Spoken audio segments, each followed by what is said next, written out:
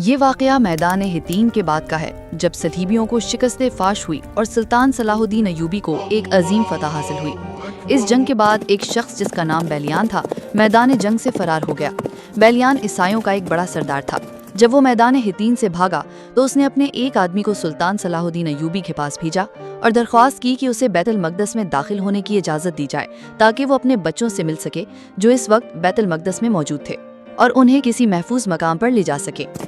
چونکہ بیلیان کو سلطان کی فوج کے قریب سے گزر کر بیت المقدس جانا تھا، اس لیے اس نے اجازت طلب کی۔ سلطان صلاح الدین ایوبی نے اعلیٰ ظرفی اور رحمدلی کا مظاہرہ کرتے ہوئے اسے اجازت دے دی۔